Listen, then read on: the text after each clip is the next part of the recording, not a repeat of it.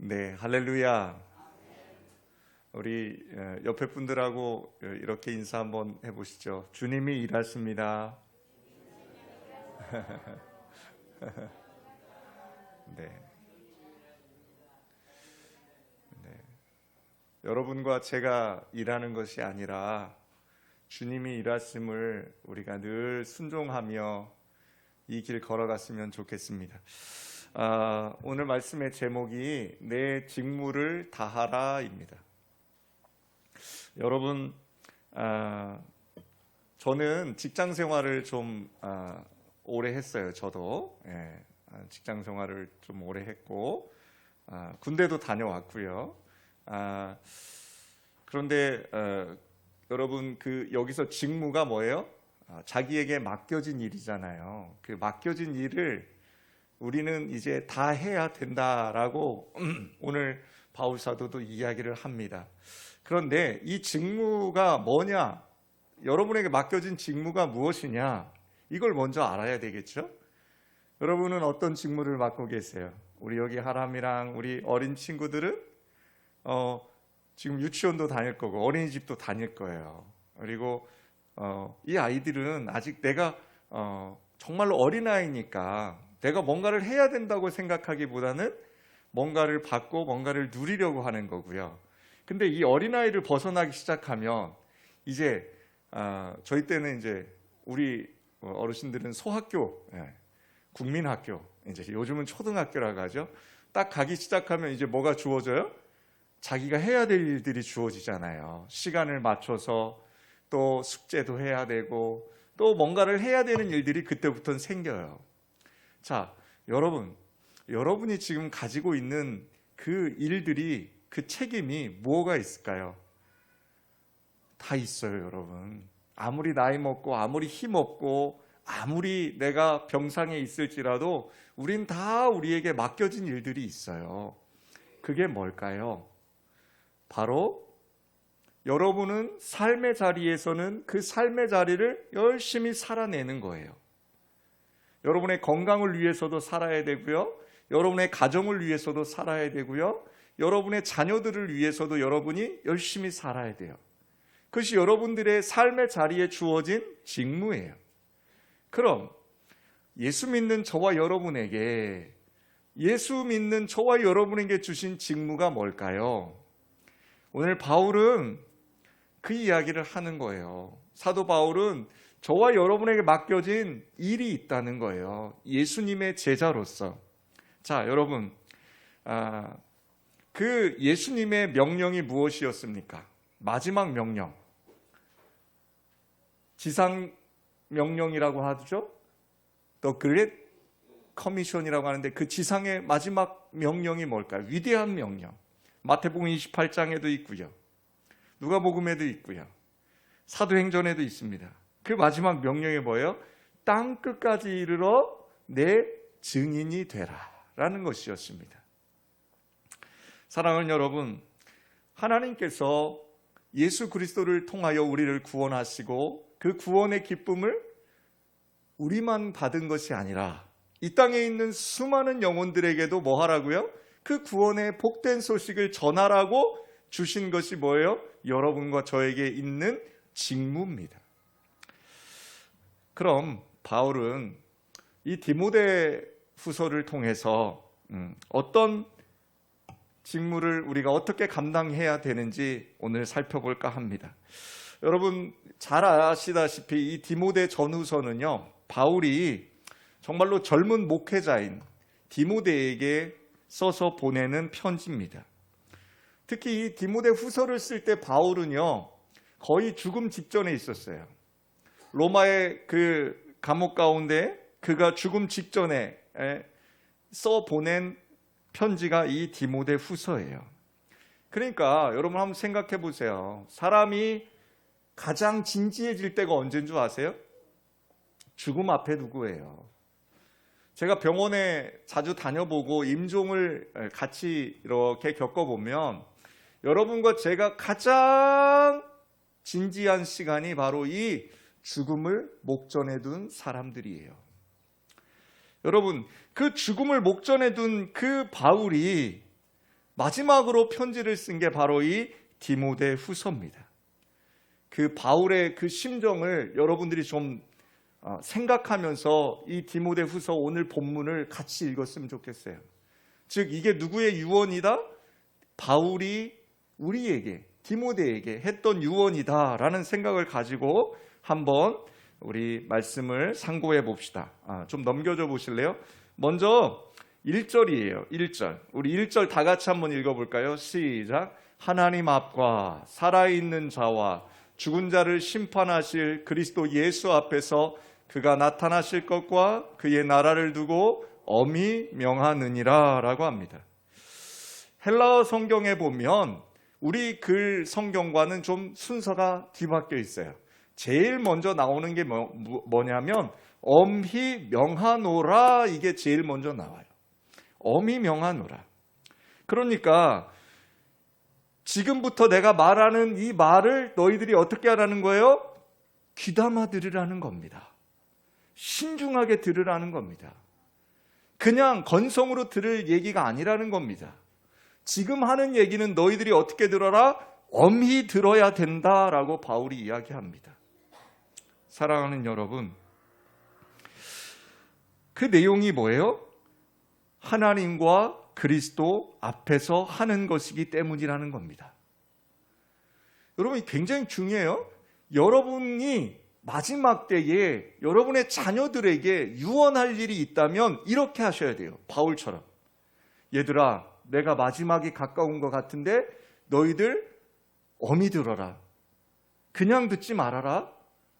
내가 하나님과 예수 그리스도 앞에서 이 말을 하는 것이다 라고 여러분이 시작을 하셔야 돼요.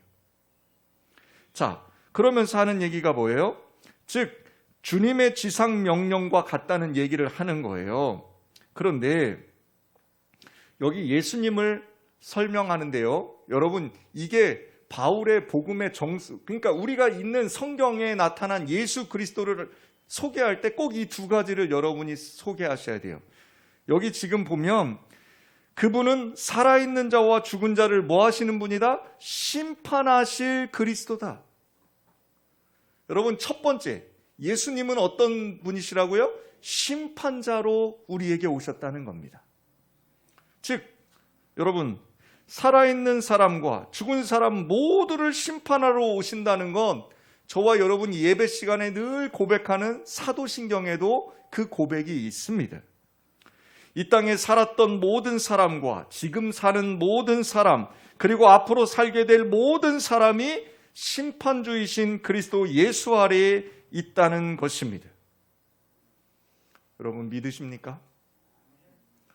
여러분, 믿으셔야 됩니다.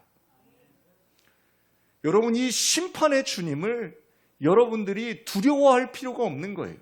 그러나 반드시 이 심판의 주님을 여러분들이 믿어야만 우리는 이 땅에서 소망이 있는 것입니다. 여러분, 원통한 일 당할 때도 있고 때로는 사는 것이 어렵고 힘들 때도 있어요. 그러나 성경에 나오는 모든 인물들이 하는 얘기가 있어요. 그 마지막 날에, 그 심판의 날에 다윗이 그 고백하죠. 원수의 목전에서 뭘 하신다고요? 상을 베풀어 주시는 주님이라고요. 그게 무슨 얘기예요? 그 심판의 날에 반드시 그 심판을 겪을 것인데, 믿는 자나 믿지 아니하는 자나 죽은 자나 앞으로 태어날 자나 모두가 그 심판의 주님 앞에 설 텐데, 그 심판의 주님 앞에 설 때에 내가 누구로 옷 입고 선다? 예수로 옷 입고 쓰면 그 심판의 자리에서 내가 뭐 할 거예요? 면하여 질 거라는 것입니다. 그 심판하시는 주님, 여러분 꼭 기억하시길 부탁드립니다.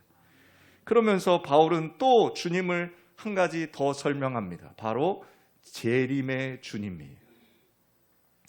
사랑하는 여러분, 그가 나타나실 것이라고 1절에 표현하고 있는데요, 그것은 주님의 재림. 그러니까 여러분이 예수님을 설명할 때 꼭 두 가지를 설명해야 되는데, 심판의 주님과 재림의 주님을 여러분 꼭 기억하시길 부탁드립니다. 이 두 가지는 우리 신앙생활 하는 데 있어서 가장 중요한 두 가지입니다. 여러분, 이게 뭐 그냥 쉽게 얘기하면 이런 얘기예요. 이 땅에 우리가 마지막 숨을 내어 쉬는 후에는 주님 앞에 설 때가 있다는 거예요. 여러분, 지금입니다. 내일이 아닙니다. 조금 있다가 아닙니다. 목사님, 저는 지금 안 돼요. 조금 있다 할게요. 지금 코로나라 안 됩니다. 조금 있다 할게요. 여러분, 제가 여러분에게 드리고 싶은 얘기는요, 지금이에요. 지금. 여러분의 가정에, 여러분의 그 교회에, 여러분의 그 직장에, 여러분이 어디에 있든지 간에 저와 여러분은요, 이 심판의 주님과 재림의 주님을 믿는다면 여러분은 지금 사랑한다고 고백도 하셔야 되고, 지금 옆에 있는 분 손도 잡아주셔야 되고, 지금 하나님 앞에 나와 찬양도 해야 돼요. 여러분, 믿는 자에게는요, 이 땅에 사는 것은요, 내일이 아니에요. 우리 믿음의 사람들은요, 그 심판의 시간, 그것을 여러분 염두에 둬야 돼요. 그리고 그 재림하신 주님, 그 주님을 우리가 믿을 때에, 그 재림의 주님을 소망할 때에, 그 다시 오실 주님을 소망할 때에 여러분, 우리는 이 땅을 이기며 살아갈 수 있다는 거예요. 그 바울이 지금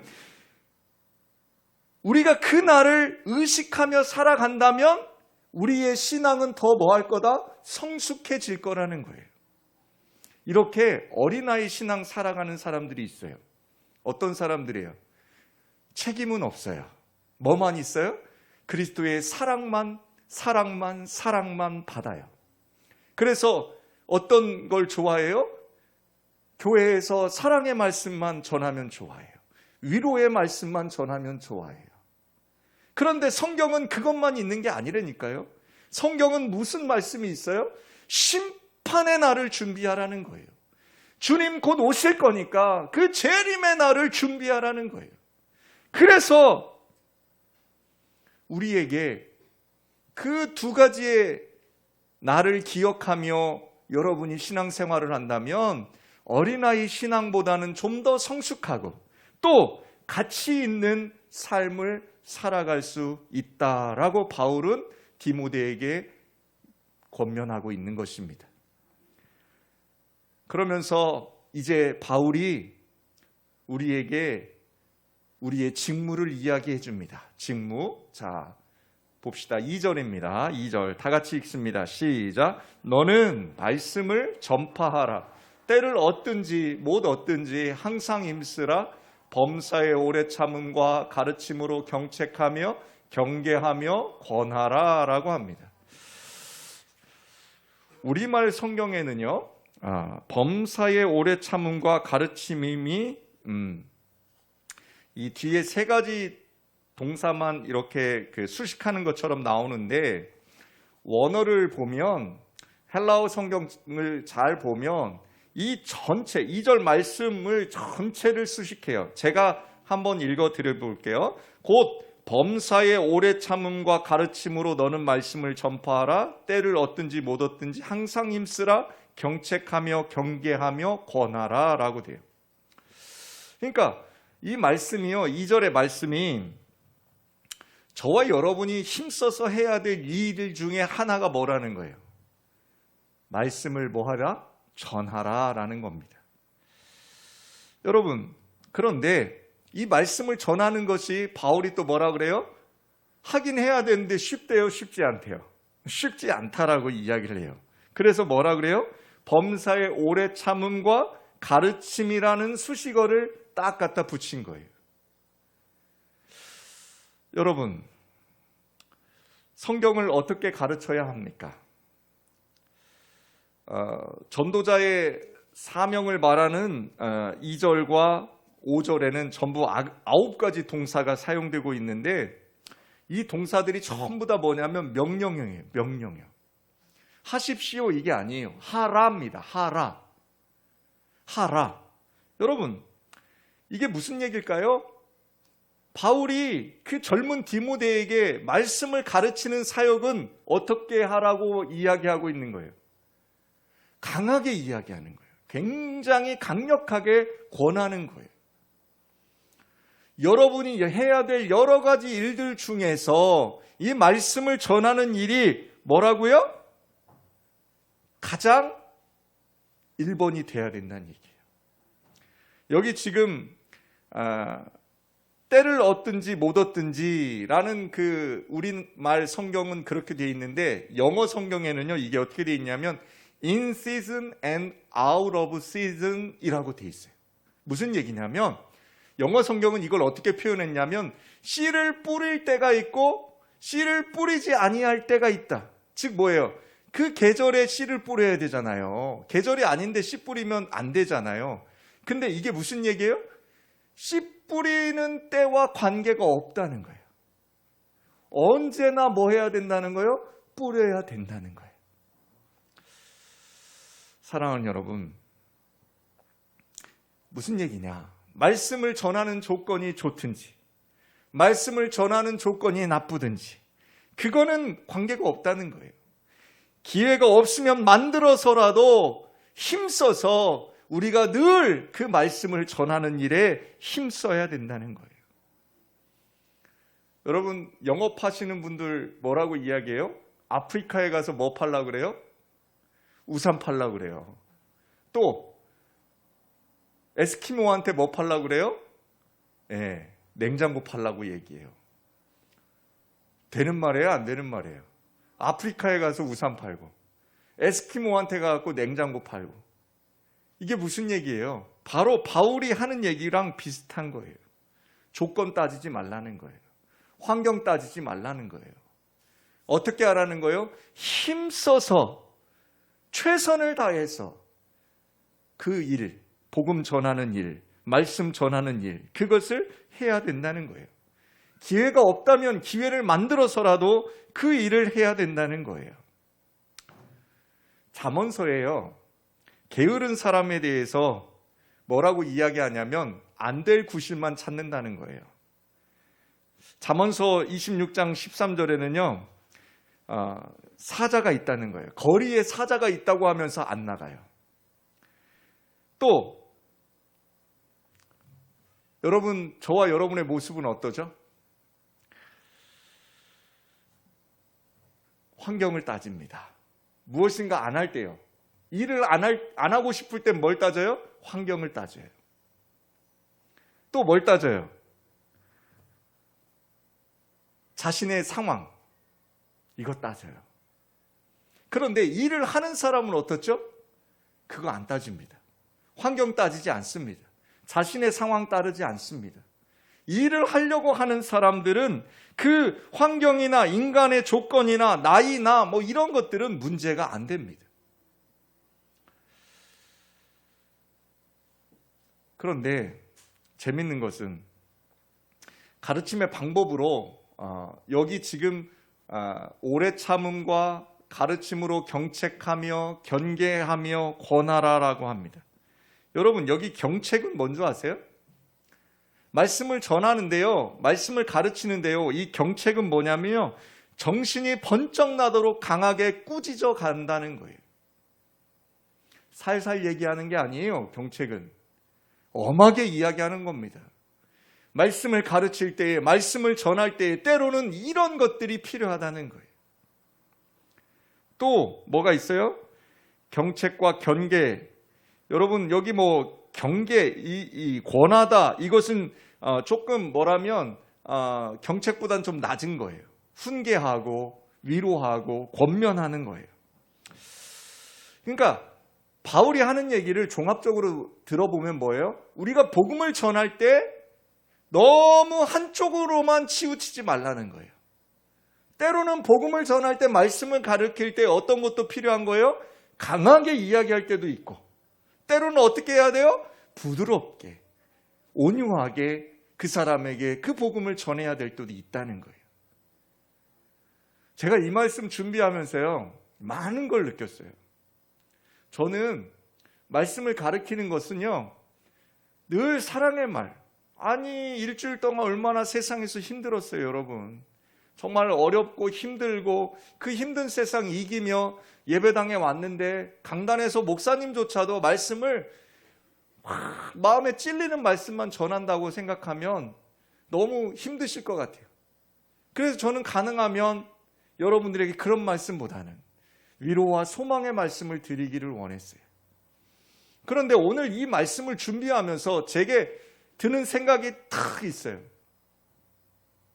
때로는 여러분들이 듣기 싫지만, 때로는 여러분들이 힘들겠지만, 강단에서 선포되는 그 말씀의 그 능력을 그 하나님께서 하신다는 것을, 성령 하나님께서 하신다는 것을 의지하면서 그 말씀이, 그 경책의 말씀이 때로는 여러분과 제게 약이 될 때가 있다는 거예요. 사랑하는 여러분, 그래서 성경을 뭐라고 해요? 교훈과 책망과 바르게함과 의로 교육하는 것이 성경이라고 이야기하고 있잖아요. 3절과 4절은요, 얼마나 복음 전하는 것이, 말씀을 가르치는 것이 어려운지를 이야기하고 있습니다. 우리 3절과 4절을 한번 읽어봅시다. 시작.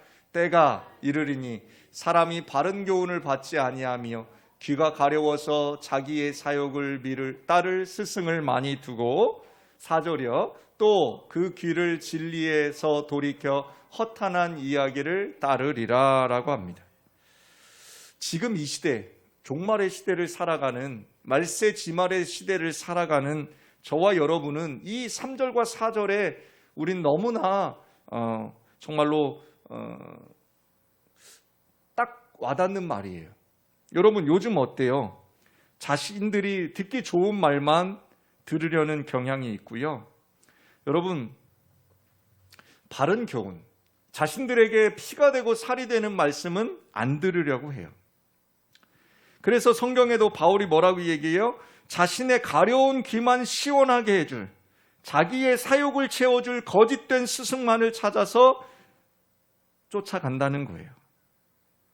귀가 가렵다, 이건 무슨 뜻이냐면 늘 뭐한 얘기? 새로운 이야기, 자신들의 호기심을 만족시킬 이야기만을 간구하고 있는 거예요. 4절에 허탄한 이야기, 이게 뭐예요? 굉장히 거짓되고 꾸며낸 얘기인데 너무 좋아요. 여러분, 코로나 시대라, 지금 비대면 시대라 여러분 얼마나 이런 게 많아요. 여러분, 유튜브를 뭐라고 사람들이 얘기해요? 갓튜브라고 얘기해요. 유튜브에 보면 없는 게 없어요. 그거 보고 미사일도 만들 수 있대요. 유튜브 보고. 제가 유튜브 보고 집에 있는 변기 뜯었다가 아주 애를 먹었어요. 여러분, 유튜브가요, 왜 그래요? 아이들이나 남녀노소 가릴 거 없어요. 왜 유튜브가 그렇게 좋아요? 바로 이 바울이 얘기한 대로 여러분의 그 가려운 귀를 긁어주고요, 여러분들의 그 새로운 이야기가 늘 그 유튜브 속에 있어요. 즉 뭐예요? 자신이 좋아하는 것만 쫓아가는 것이 우리 인간의 본성이에요. 죄된 본성. 여러분, 이게 함정이 하나 있어요. 뭐가 있느냐? 여러분이 꼭 영적인 성장, 바른 성장을 할 수 있는 그런 말씀들은 읽으려 하지 않아요. 들으려 하지 않아요. 뭐만 한다고요? 귀에 듣기 좋은 것. 그러면 여러분들은 뭐만 돼요? 늘 영적인 성장은 없이 어린아이 신앙에서 머물러서 늘 허우적대요. 이 시대를 바울이 살던 그 시대에도 동일했어요. 그런데 지금 이 코로나 시대에, 이 비대면 시대는 더하는 것 같아요. 5절 한번 읽어보세요. 5절. 자, 5절입니다. 전도자의 사명을 강조하는데요. 자, 시작. 그러나 너는 모든 일에 신중하여 고난을 받으며 전도자의 일을 하며 내 직무를 다하라 라고 합니다. 여러분, 여기 바울이 4개의 단어를 나열합니다. 신중하라, 고난을 받아라, 또요 전도자의 일을 하라, 내 직무를 다하라. 여러분, 이 네 가지 동사로 우리 전도자의 직무, 직분을 강조합니다. 전도자는 신중해야 합니다. 사랑하는 여러분, 여러분 말씀을 전할 때에 신중하게 전하셔야지, 신중하게 전하지 않으면 사단의 장난에 넘어가기 쉽습니다. 또 전도자의 기본 자세는요, 고난입니다. 여러분, 이 고난이 뭐예요? 겸손해지게 하는 것입니다. 전도자가요, 위에 서서 아래로 내려다보면서 전도하려고 하면 안 돼요. 늘 아래에 서서 누가 됐든지 그 전하는 사람을 위로 바라봐야 돼요. 고난받는 자의 자세가 돼야 됩니다. 또 여기 전도자의 일을 하라라고 합니다. 여러분, 일하고 계십니까? 여러분, 일하고 계십니까? 목사님, 저는 못합니다. 저는 나이 먹고 병들고, 저는 가난하고, 저는 아무것도 할 수 없습니다. 여러분, 바울은 그것을 이야기하는 게 아닙니다. 오늘 이 말씀은 여러분의 환경과 형편을 가지고 이야기하라는 것이 아닙니다. 여러분에게 주어진 일이 무엇이냐? 근본적으로 여러분이 어떤 사람이냐? 여러분의 정체성을 다시 한번 점검해 보라고 바울은 우리에게 이 말씀을 하는 것입니다. 그러면서 마지막으로 내 직무를 다하라라고 합니다. 여러분, 일을 마지막까지 한다는 것은 얼마나 힘든지 모릅니다. 직장 생활, 여러분, 돈 그냥 버는 게 아니잖아요. 얼마나 직장에서 상사의 눈치, 아랫사람의 눈치 보면서 그렇게 힘들게 합니까? 요즘 자영업 하시는 분들, 제가 우리 105호의 1층에 있는 그 카페가요, 제가 이렇게 보니까요, 아니, 교회에서 하니까 그냥 카페를 하지, 누군가 그것을 카페를 정말 하시는 분들, 예전 제가 몰랐어요. 장사를 안 해봤으니. 근데 요즘 교회 카페 운영하면서 이렇게 보면서 뉴스에서 나오는 그 자영업자들이 막 못 살겠다고 외치는 그 소리가요, 제가 너무나 가슴에 와닿아요.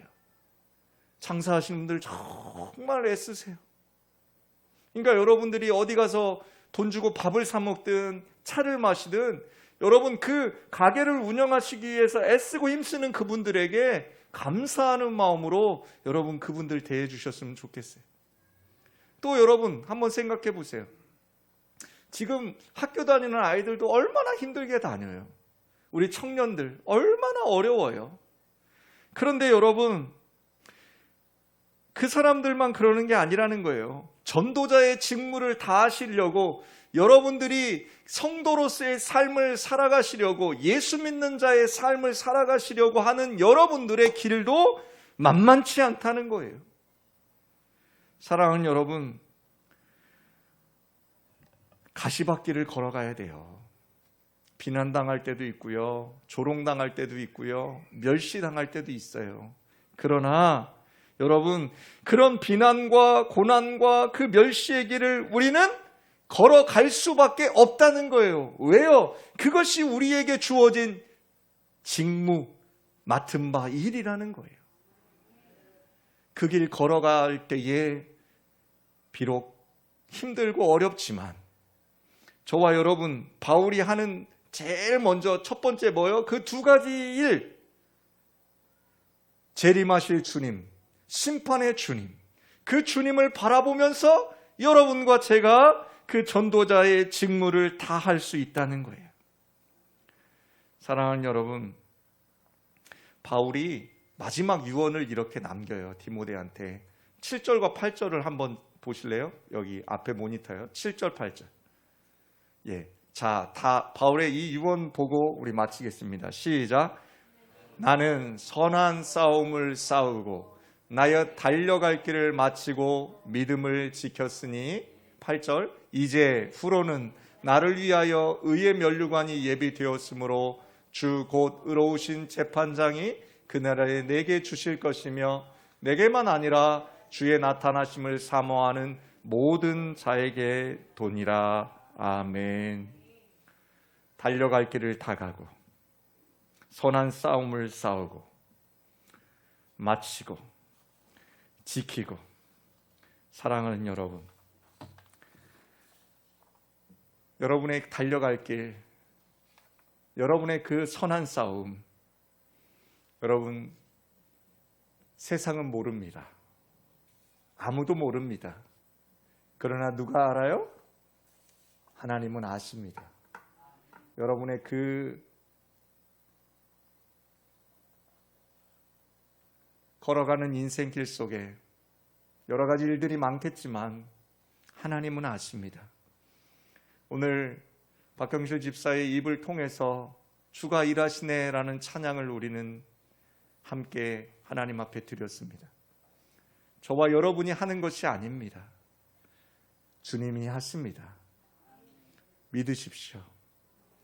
저도 이제 여러분 이 Only You, Loving You 이 프로젝트가 시작이 됩니다. 다른 것 없습니다. 여러분 이 프로젝트를 왜 하느냐? 다른 것 없습니다.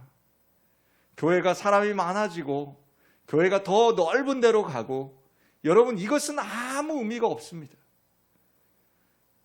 저와 여러분에게 주신 직무가 뭐냐? 바로 말씀을 가르치고 이 복음을 전하는 것이라는 겁니다. 이 일을 위하여 이제 교회가 우리 예수향기 교회가 처지나 환경과 형편을 따지지 않기를 원합니다. 사람이 있고 없고가 중요한 게 아닙니다. 돈이 있느냐 없느냐가 중요한 게 아닙니다. 시간이 있느냐 없느냐가 중요한 게 아닙니다. 저와 여러분의 그 정체성이 뭐냐? 바로 예수 믿는 사람이라는 것입니다. 그 복음을 전해야 될 사명이 저와 여러분에게 있으므로 그 일을 위하여 우리는 이 러빙 유 프로젝트를 시작합니다. 이제 제일 먼저 여러분 8월에는 기도하기 원합니다. 먼저 태신자를 품으십시오. 여러분 품으십시오. 여러분 주변에 있는 저는 저희 상가에 있는 두 분을 품었습니다.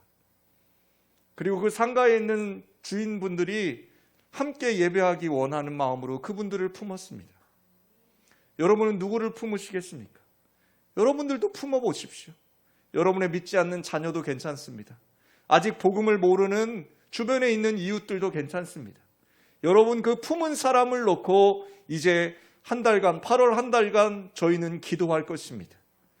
여러분 새벽에 여러분 기도할 때에 여러분 하나님께서 그 일을 하실 거라고 저는 믿습니다.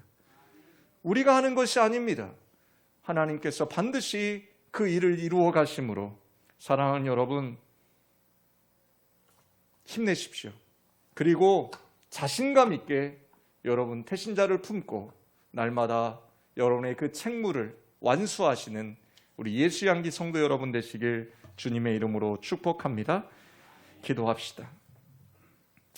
하나님, 우리가 지금까지 얼마의 인생을 살았든 또 우리의 남은 인생의 길이가 얼마이든지 우리가 이 땅에서 허락하신 마지막 숨을 내어신 후에는 우리의 삶을 세하실 주님 앞에 서야 한다는 것을 잊지 않게 하여 주시옵소서.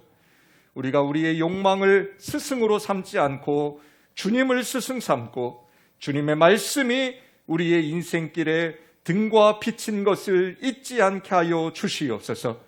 우리가 우리의 생명을 다하는 날까지 선한 싸움을 싸우게 하시고 달려가야 할 길을 달리게 하시며 무엇보다도 믿음을 지키게 하여 주시옵소서.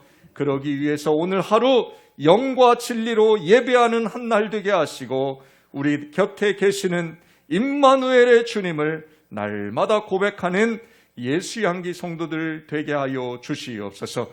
거룩하신 예수님의 이름으로 기도합니다. 아멘.